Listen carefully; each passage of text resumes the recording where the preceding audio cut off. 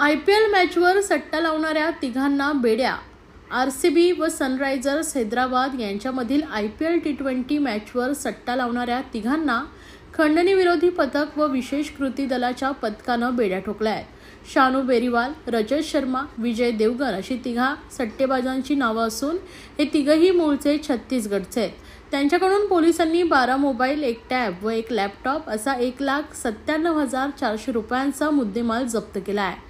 भिवंडी येथील कोनगाव पोलीस ठाण्याच्या हद्दीतील हॉटेल केएन पार्क येथे काही जण IPL मॅचवर सट्टा लावून जुगार खेळत असल्याची माहिती पोलिसांना मिळाली होती. त्यानुसार पथकाने छापेमारी केली असता त्या ठिकाणी तिघेही सट्टेबाज लॅपटॉपमधील सुबलाभ सॉफ्टवेअर व मोबाईलमध्ये ताज 777 स्पोर्ट्स या ॲपच्या मदतीनं जुगार खेळताना आढळून आले. या तिघांनी सट्टा लावणाऱ्या इतर व्यक्तींकडून 11,86,811 रुपयांची बॅटिंग स्वीकारल्याचं पोलीस तपासात निष्पन्न झालंय. या तिघांविरोधात कोनगाव पोलीस ठाण्यात गुन्हा दाखल करण्यात आलाय. सध्या IPLच्या ज्या मॅचेस चालू आहेत त्या अनुषंगानं बेटिंग बऱ्याच ठिकाणी चालू असतं. त्या अनुषंगानं कारवाई करण्यासंदर्भात माननीय पोलीस आयुक्त ठाणे शहर आशुतोष डुमरे सरांनी आदेशित केले होतं. त्या अनुषंगानं खंडणी विरोधी पथक क्राईम ब्रँच ठाणे यांना एक माहिती होती की कोणगावच्या हद्दीमध्ये एका हॉटेलवरती बेटिंग करणारे काही इसम त्या ठिकाणी आहेत. अशी माहिती मिळाल्यानंतर ACP special task force Shekhar Bagde साहेब, ACP डिटेक्शन 2 डोंगरे साहेब यांच्या मार्गदर्शनाखाली API टरमाळे साहेब, API गोरे साहेब, API कापडनीस साहेब आणि PSI राठोड आणि त्यांची पूर्ण टीम याने त्या ठिकाणी ट्रॅप आयोजित केला. त्या ट्रॅपमध्ये आपल्याला त्या हॉटेलमध्ये 3 आरोपी आपल्याला मिळून आलेले आहेत आणि त्यांच्याकडे जवळजवळ 12 मोबाईल आपण हस्तगत केलेला आहे, 1 लॅपटॉप, 1 टॅब असे एकूण आणि बाकी काही कॅश त्याच्यामध्ये मिळालेले आहे. तर यामध्ये जे 3 आरोपी आपल्याला मिळाले ते शानू ललित बेरीवाल, रजत बाबूलाल शर्मा आणि विजय सीताराम देवगण असे 3 आरोपी त्याच्यामध्ये आपण अरेस्ट केलेले आहेत. हे तिन्ही राहणारे छत्तीसगड, जिल्हा रायगड आणि छत्तीसगडचे रहिवासी आहेत. आणि याच्यामध्ये जो ॲप आहे शुभलाभ म्हणून एक ॲप त्यांनी वापरलेला आहे आणि दुसरा आहे एक टॅबमध्ये ताज 777 असा एक त्यांच्यामध्ये ॲप्लिकेशन वापरलेला आहे आणि दुसरं सुपर असिस्टन्स असे 3 ॲप त्याच्यामध्ये त्यांनी वापरलेले आहेत. त्याचं आता इन्व्हेस्टिगेशन पुढे चालू आहे. याच्यामध्ये आणखीनही काही माहिती मिळत आहे की याच्यामध्ये आणखीनही काही वरच्या ज्या लिंक्स आहेत त्या डेव्हलप होत आहेत. तर त्याच्यामध्ये आणखीन काही आरोपी अरेस्ट होण्याची शक्यता आहे आणि याच्यामध्ये ज्या मोठ्या प्रमाणात IPLमध्ये जे काही बेटिंग चालतं या अनुषंगाने तपास चालू राहणार आहे.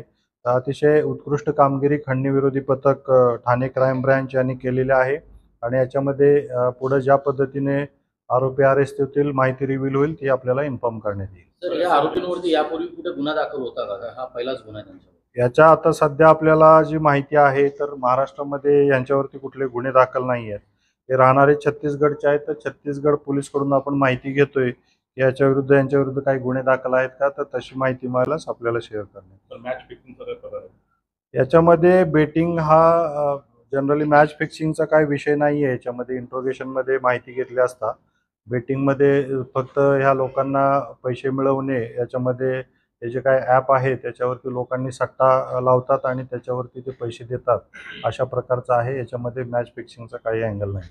सॉफ्टवेअर यांनीच डेव्हलप केलेलं का यांचं अजून हे सॉफ्टवेअर यांचं नसतं? नाही, हे यांनी डेव्हलप केलेलं सॉफ्टवेअर आहे असं नाही आहे. हे निश्चित स्वरूपात हे काही याच्या एजन्सीजकडून हे विकत घेतलं जातं आणि हे वापरतात आणि यांचे ज्या हायर लेवलचे काही बुकीज असतात ते हे ॲप ह्यांना प्रोव्हाइड करतात आणि त्याच्यावरती बेटिंग लावतात.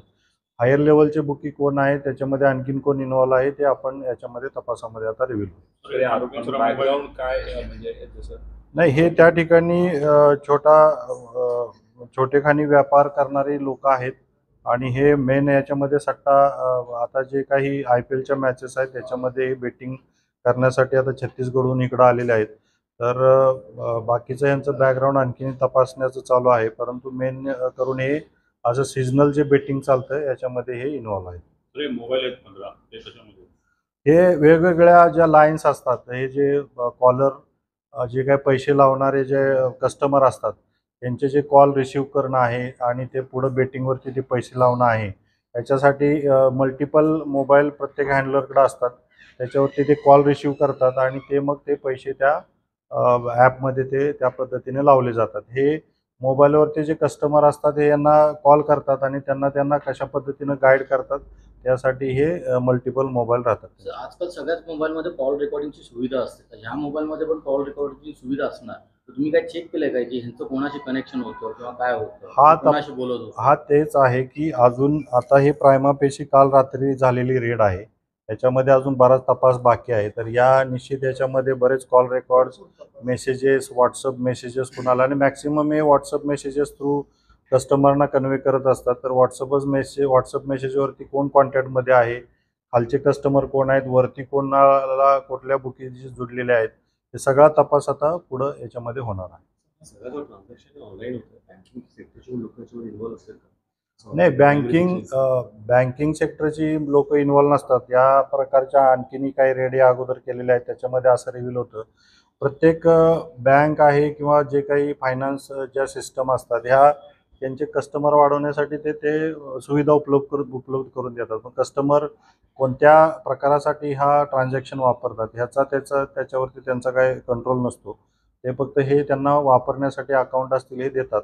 परंतु अल्टिमेट सायपनिंग जे आहे, हे जे क्रिमिनल जी लोक असतात ते पैसे ह्या अकाउंटमधून त्या अकाउंटमध्ये, त्या अकाउंटमधून त्या अकाउंटमध्ये सायपन करण्यासाठी हा पैसा अशा पद्धतीनं बँकेचा वापर होतो. परंतु बँकांना त्याच्यामध्ये त्याचं नॉलेज एवढं नसतं.